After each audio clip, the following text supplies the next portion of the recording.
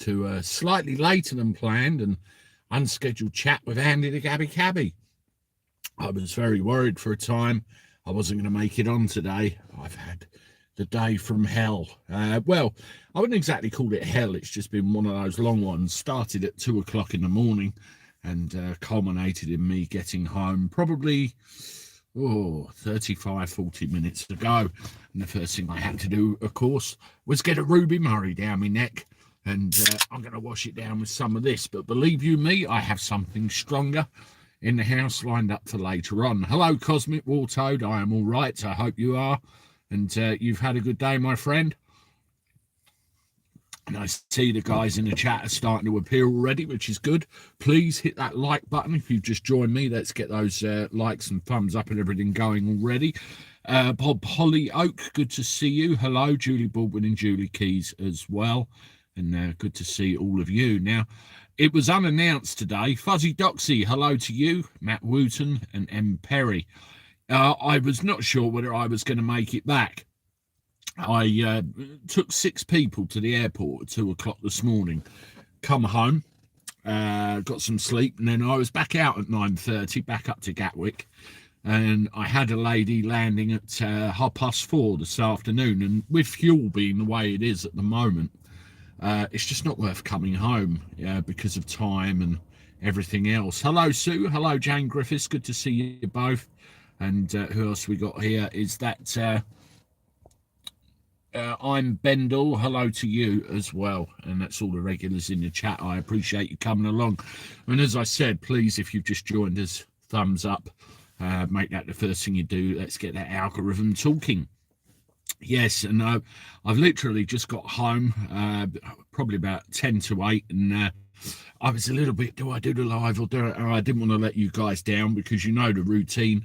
It's always Monday to Sunday with no live on Thursday. That's a routine you're used to, and that's a routine we want to go. Now, I had a quick look at the news before I come out, as I always do, so I can show you some of the stories that are going around.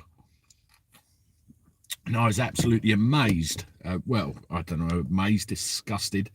It's on this American theme again, to do with what's going on over there with regard to gun laws and things of that nature. Now, we all know what happened with the mass shooting at the school a few days back, where 19 young children lost their lives to that mad gunman, and thankfully he was taken out. Well, I've ended up getting a lot of my information, and I need to give thanks to the likes of Duty Ron and Police Off the Cuff, of course, Bill Cannon and Phil Grimaldi. They've been following this very, very, very closely. And I was watching Duty Ron's podcast this morning, one he did, I assume yesterday or the day before, and what the worry is, where this school shooting has happened, all the parents are now worried about the safety of their own kids around Texas and Florida and everything else. And naturally, everybody is in a heightened state of alert, to this kind of thing. What can we do to ensure it's never going to happen again? And all of the usual questions. And anybody says or does anything the least untoward, it's going to raise an eyebrow. Now, there was 2 of the sheriffs from two of the different states who are in the Florida area who were basically asked, what would you do in this situation? And they both replied very similarly, and that was, if you turn up with a gun at one of our schools, intent to do our children harm, you're dead. We will put you in the grave, or we will graveyard shoot you dead, was one of the actual comments made by one of the sheriffs. So it sends a very, very clear message. And, they undergo training or, these 2 particular departments to ensure that their response is fast and their response is lethal to anybody that tries this. And there was obviously a breakdown in command or structure, or what was supposed to happen on the actual day. Now, there's a lot of conjecture about why or how an 18-year-old kid was able to buy an assault rifle in the first place. Now, I agree with that. And apparently he had something like $5,000 worth of ammunition. An unemployed 18-year-old, kid. How was this allowed to happen? There's talk of social media playing a part, computer games. That's all things that have been discussed here. And I see this today. A 10-year-old student in Florida has been arrested for threatening a mass shooting at his school. 10 years old. I mean, you've got to be kidding me. To come out with something like that at a time like this, what did this kid expect to happen? I mean, his face is plugged out for obvious reasons, but there he is with the police officer getting taken away, and there's obviously a conference to do with it, but that's at his school. And how could somebody be irresponsible enough to come out with something like that when a tragedy of this nature has happened? Yes, he sent a text message. It doesn't clarify whether it's to one of his friends or whatever, threatening to carry out a mass shooting at his own school. So was this just a childish prank? Was he bigging it up? Was he influenced by what he read online, or did he actually have access to weaponry and could do this? These are all quite 10 years old, I know, but stranger things have happened. He was a 5th grade student, and he was arrested on Saturday evening after it was learned he'd sent text messages where he said he was going to commit violence at Patriot Elementary School in Cape Coral. The student's behaviour was sickening, especially after the recent tragedy at Uvalde. Lee County Sheriff Carmine Marcino said, very much so. How could anybody in their right mind, even a kid, come out with something like that? The sheriff's office said they took the threat seriously. Well, they would. I mean, one of the sheriffs that I listened to this morning said any threat like this or any talk like this will be considered serious unless or until it's proven otherwise. The sheriff's office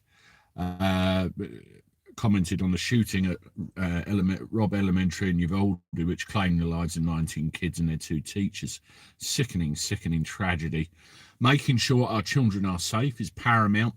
We will have law and order in our schools. My team didn't hesitate 1 second, not 1 second, to investigate this threat, the sheriff said, and that's one of those that I listened to this morning. And he made it very clear that if you're going to turn up at a school and your intention is to violently kill, shoot and maim students, you're going to die, probably before you even reach the school door, the school gate. They will get you. And similarly, they will intercept any threats, even if it's, thinly veiled ones like this. The sheriff came out forcibly on social media against the child's message, which he concluded was a fake threat to the school. But again, it's one that has to be investigated. Right now is not the time to act like a little delinquent. It's not funny. The child made a fake threat and now he's experiencing real consequences. This is it, isn't it? It's all about cause and effect, consequences. The sheriff's school threat enforcement team was alerted to the messages, which later handed the case over to the Youth Services Criminal Investigation Division due to the boy's age. He was arrested after detectives interviewed him and determined probable cause for his arrest. His name has not been released. Whether it is or not, I don't know, because of his age.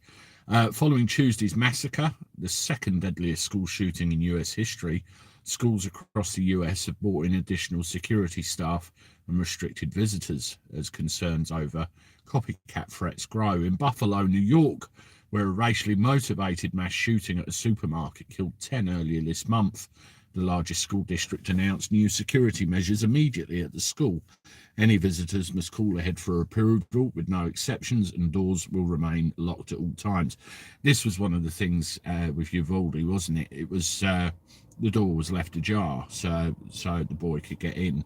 I mean, at one stage, I think 19 police officers were in there, and this just continued to happen. It was awful. Now, looking on it as a British man who is, fairly ignorant to the Second Amendment and America's thoughts about this. The whole idea of guns and armed security officers and everything else around young children absolutely horrifies me, to the point where I think, why should they be exposed to this? Why is this necessary? But in a culture where, you know, you can get your hands on an assault rifle, any kind of weapon, I suppose it is necessary, and these children in these establishments need protecting. The suggestion is ex-armed forces, ex-police officers, even current police officers on additional duties, get them in there, get them paid, and give them the equipment they need to be able to look after these children. Harden the target, stop the people from being as inclined to do something about it as they might otherwise be. Listen, everyone, this is the Daily Chat with Andy the Gabby Cabby, slightly later than planned, as I said. It's good to see everybody. 76 of you in the chat, but there's only 39 likes. Come on, you lot, do me a favour, give me the thumbs up. It's been a long day, and I'd love a few more thumbs up, so come on, let's get that number going. If you haven't done so already and you're new to the Gabby Cabby, please consider subscribing to the channel as well. It's totally free to do. If you want to support us in a monetary way, you'll see that there's folks in the chat with a little emblem next to their name. They just pay £1 a month, basically. Keeps me in my Coca-Cola habit, and it's just a little help, basically, and I do appreciate it, along with all of your comments, all of your support, and all of your subscriptions also. That's wonderful, and I appreciate each and every one of you. Speaking of each and every one of you, let's go along and have a look in the chat and see what everybody's saying. Right. Hello, Sue. Jane Griffiths, good to see you. You ever tried alternatives to Coke? I'm looking at a few and I'm drinking Ocean Spray sparkling pink cranberry. I've never heard of that. This is, yeah, I like Sprite and I like 7-Up and like things like that. I know what you're saying. It's aspartame, isn't it? And almost everything you've got to think of. Do one with Jack. Are you referring to a live stream, Cosmic War Toad? He actually asked for 2 nights in a row if he could come out on a live, and I'll have to think of something specific to do with him. But the problem is I end up getting bloody chased out of here. You know, and he takes over the damn thing. So we'll have to think of something where he remembers I'm the boss, but that's not going to happen. John Harris, hello to you. Jane Griffiths, thank you for your comment about the thumbs up. Hello, Alan Pape. Yeah, there was no notification. This was relatively unannounced live stream, really. I wasn't sure whether it was going to happen, but I managed to get out here and get it done. So that's all good. Who else we got in the chat? Easy Tiger, evening to you. Boxing MMA 365, hello to you. Hello, Mum. Hello to you. Yeah, 10 years old. Absolutely nuts. I literally became aware of this just now when I was sitting down, just having a look what, you know, we could talk about when I came out. Stink Pooter, good to see you. Who else? Christine Ayres. You call me Grumps as well. I'll let you do that. Don't you worry. Who's this? Mega Zenu. Trump ran on school safety ticket. Yeah, he's been making some comments about this, hasn't he? I noticed in the press as well. Rare Nebula. Too sad. Good night. Good night, and see you when you come back. I'm sure you will. We will be talking about other things. It's awful media saturated, encourages copycat and some pretty lousy parenting to boot. Attention-seeking behaviour gone really wrong. That's Late Lizard. I reckon you're hitting the nail on the head there. I do agree with you. Where else are we? Pippa Neal, threats like that should never be ignored. That's right, it starts with prevention, and they say prevention's better than cure, don't they? I remember, I mean, my dad is an old style police officer. Fuzzy Doxy, thank you for the $9.99 super sticker. I appreciate that. Thank you for your support, and a little hippo thing on a whirly chair. That looks cool. Thank you very much. Yeah, my dad is an old an old style copper in the days of crime prevention, and I remember he used to tell me stories like you know, they used to have people leave piles of bricks outside shops. The intention was they'd come back later and use the bricks to smash the shop windows and rob the shops. So my dad and his chums used to come round and move the bricks. Simple crime prevention, and it saved a lot of bother. And things have changed somewhat.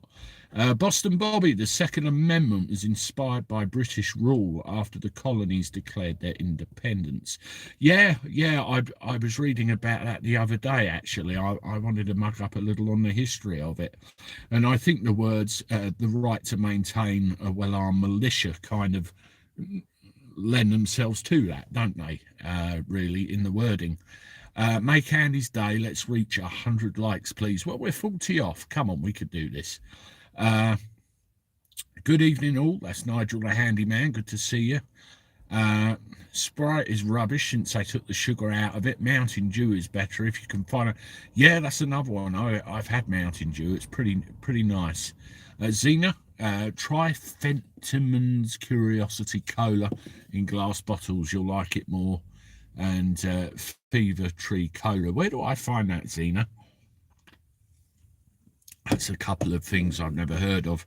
Mind you, I do prefer Jack Daniels in my cola. I must go. Stink Pooter, no, Jack's real name is Jack.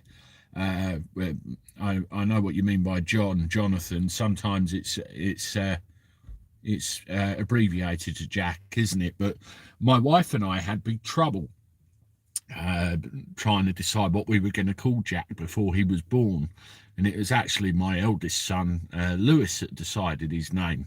I mean, at one time we were going to call him Max, and the problem is my last name is Gifford, and Max Gifford sounded very, very similar to Max you know where I'm going with that one. And it was my sister that pointed that out. We thought, no, we're not going to call him Max. Fizzy Guinness. Oh, Jesus, so I'm learning all new ones here. I believe that America needs to put boots in every school, armed guards, ballistic windows, reinforced doors. They spend nearly $1 trillion on military. They can afford to protect the country's future. 100% boxing MMA 365. I totally agree with you. And a comment was made the other day. They've given, what, 40 million to Ukraine? Something like that. Surely there's enough in the pot to pull out and spend on hardening up these schools as well and protecting the kids. It's not good. Mark Hampson, evening Andy. I hear the airports are still in chaos with long delays. I've spent most of the day at Gatwick, Mark Hampson, and it ain't been too bad, to be honest, but there are problems in other places. Will Andy's grandkids call him Grandpa? They could do. They might hear about where the Grumps nickname come from. Paul Hoskin, I suppose I should clean it every 6 months or so. Seth78, hello to you. Anna Perkins, hello to you. Yes, I'm well. Have you seen Margate Councillor to take down the festooned seafront lighting as it's too bright, couldn't make it up? Anna, that is a new excuse. I've heard it's too windy. I've heard comment about the light bulbs. I've heard various things. At the end of the day, they don't want to and can't be asked to pay for the upkeep, and they might end up being the subject of one of my videos the way they're going. We'll have to see what happens. What electrical communications could cause mercury poisoning? You tell me, Zena. Honesty and truth, Christine, hello, hope you're okay. And that's all cool. I'll tell you what, still need 33 thumbs up for 100. That's cool. Ashley Potson, I'm not a football fan. Have you seen Liverpool fans gone a dinghy trip to France? Thought it was funny. No, I didn't see that, actually. I wonder if they let them in. That could be interesting. They'll have no trouble getting home again. That's for sure. That is for sure. Yeah, I haven't really covered a lot or really mentioned what happened in Paris, but I am aware of it. What's that? Uzbekistan, Salam, Belogo. What? Who the hell is that? Ollie Moxon Asimov. Julie, check that out, please. Thank you very much. That was a bit of a mouthful. Sad to say, but all a distraction. Some things are, aren't they? Listen, folks, this is the Daily Chat with Andy the Cabby Cabby. Welcome to the cab. Hope you're doing all right. And thank you for joining me a bit later on a Monday. If you haven't done so already, give the chat a thumbs up for me. We're kind of starting to reach a bit of parity between thumbs up and number of people watching, which is cool. If you haven't done so already as well, please consider subscribing to the channel, Andy the Cabby Cabby. That's free to do. Also, if you like what you see, and tonight you see knackered looking, dishevelled, need a shave, Andy the Cabby Cabby, but what you see is what you get. You know, I know who watches. I know the numbers that watch, unlike some people in the mainstream media who seem to kind of make it up as they go along. And that leads on right on to my next topic of conversation, Mr. Piers Morgan. I've read in the press that he doesn't appear to be really doing too well in the viewing stakes on his new show. I've read about this, and they seem to be going down and down and down and down. It really does show you the disparity between, you know, what the media believes we want to see and what we actually want to see. There's a very big difference between the two. I mean, there's that guy that came on the thing, some bloody trans-binary lefty newbie, what's it, made my day, where he called him a no, I won't say that, but you get the idea. Yeah, somebody said stink pooter waiting for the end of the Piers show. Yes, well, apparently he's taking an extended break, it would appear. Except, yes, Piers Morgan to take a long break from Talk TV after extremely low viewing figures. Ex-GMB host Piers Morgan, and we know how that ended, some argument with a weatherman called Alex, moved to Talk TV after he quit the ITV show but has failed to pull in a large audience and is set to take a break for longer than the channel has been live. I would call that an unmitigated disaster, wouldn't you? Piers Morgan is taking a lengthy break from his role on Talk TV after his new show has struggled to pull in the viewers. The controversial reporter who famously stormed off GMB set after he was challenged by Alex Berrowford took up a slot at Talk TV after the incident. Piers Morgan Uncensored, it can't be uncensored, it's governed by Ofcom, has been unsuccessful in terms of viewing figures, with reports from May 18 showing that his audience was just 24,000 during a prime time slot. I'm a cab driver sitting in my car, and my viewing figures sometimes are more than that over a similar period. Between what people look at and my older videos. So for somebody being paid millions to do their job, it's embarrassing. It really is embarrassing.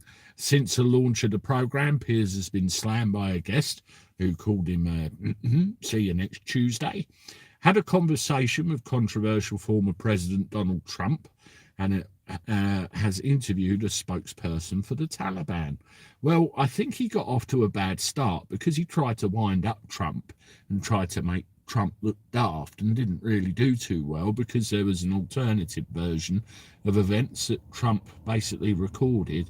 I think that was all the nails in the coffin at once. You've just pissed off your target audience very, very well. The show's dwindling audience has resulted in the journalist taking a back seat from Piers Uncensored. Some of Piers' followers have taken to Twitter to question who'd take his place. One wrote, I understand Piers is taking a 6-week break from his show. No news as to who will stand in. Another scavily tweeted, Piers Morgan can't even beat ratings that most bedroom YouTubers get. My point exactly. Pretty safe to say Talk TV is now the new Blockbuster and Kodak. The end is near. They know they're dying, but denial won't let them admit it. A harsh critic called his show utter drivel. I mean, that's the kind of thing that Morgan would come out of himself, and said that he only featured Z-list celebrities for the evening schedule of 7 p.m. needing a total overhaul. One even made a dig about Andrew Neil, who left GB News and said he took a break and never came back, while another pointed out that the show has been on the air for longer than Piers' planned break. I mean, look at this, right? Victory for common sense. My arse, basically. Look at that sorry looking face there. What the hell are you to do? It really is sad. Where else? The Guardian, oh, sorry, that stuck in my throat, released a damning report which noted the news desk, which is hosted by Tom Newton-Dunn and broadcast on Talk TV, didn't even register a single viewer for half of the programme's duration on May the 3rd.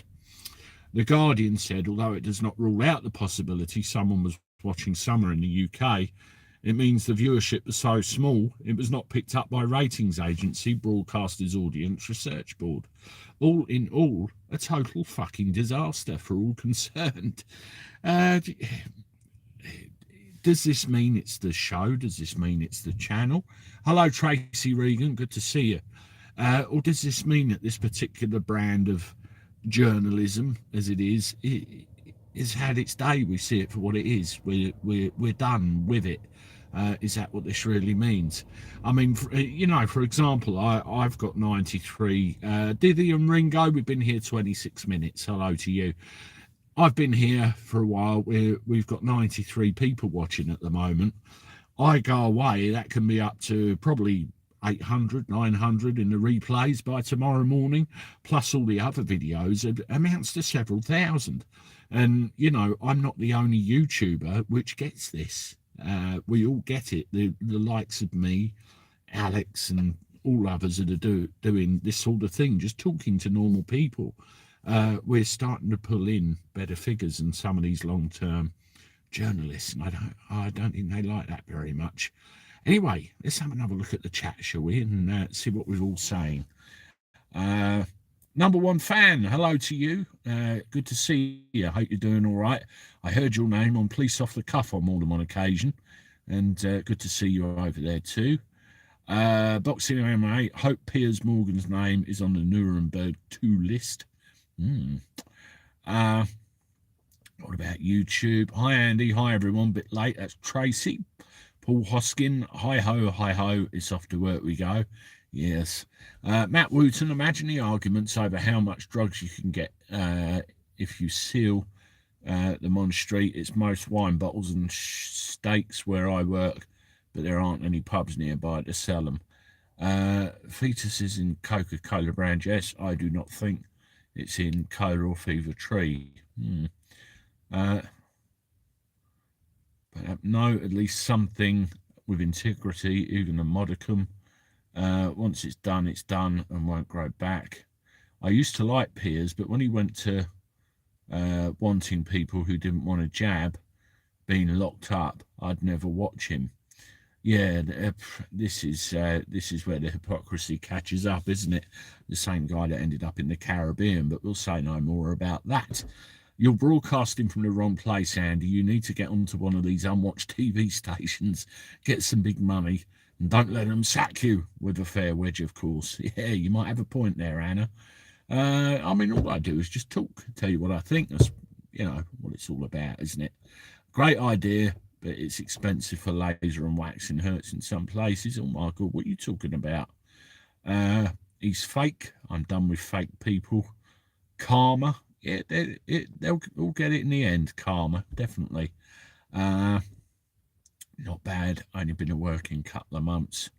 Yeah, and probably still getting paid handsomely for it as well, no doubt. He was in a hammock when we were locked up. Oh, is that the one on the sunny beach where he was? I think that must be it.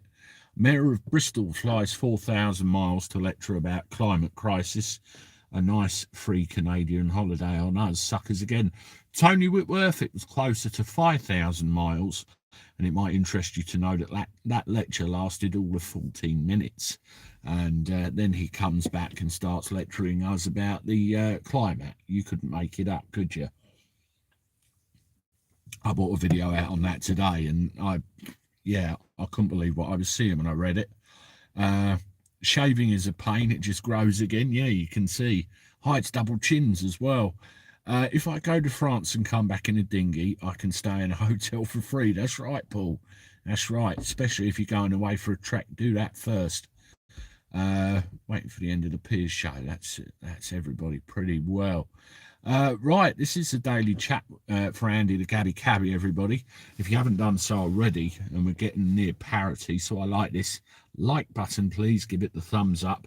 Let's get the number of thumbs up to 100. We're only 7 off, so if there's 7 people that are watching that haven't hit that thumbs up, please do so right now. Come on, 7, 6, let's get it up to 100. Also, if you haven't done so already and you just subscribe to Andy the Gabby Cabby, please consider subscribing as well, which of course is free to do. And, you know, you can catch up with everything we do on a daily basis. We're also on social media as well.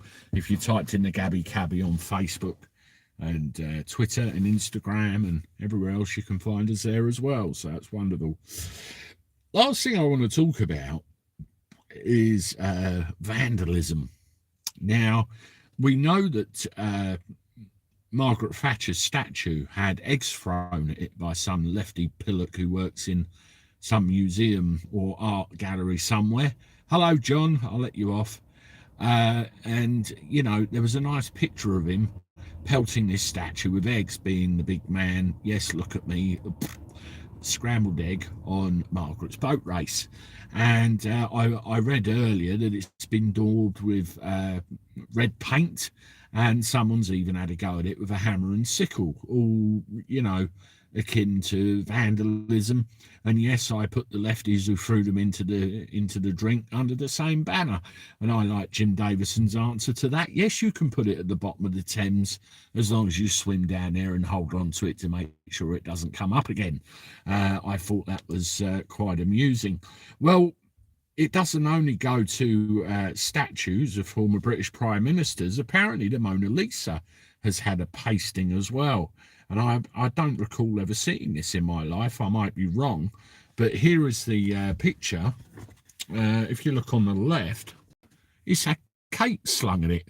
That would wipe the smile off her face, wouldn't it? And, you know, bing, bang, splat. I've never seen anything like that with the Mona Lisa, ever. An attack on the Mona Lisa painting has taken being ambushed with a cake to the next level. Video footage shared online shows the protective glass covering the famous artwork by Leonardo da Vinci smeared with icing from a cake. I guess that would have been an awful lot of damage if that glass wasn't there. Witnesses claim they saw a man dressed as an old lady jump out of a wheelchair yesterday and attempt to smash the glass case at the Louvre in Paris, France. I wonder if it was one of them football hooligans, you never know. He then apparently proceeded to smear cake on the glass, throw roses everywhere before being tackled by security.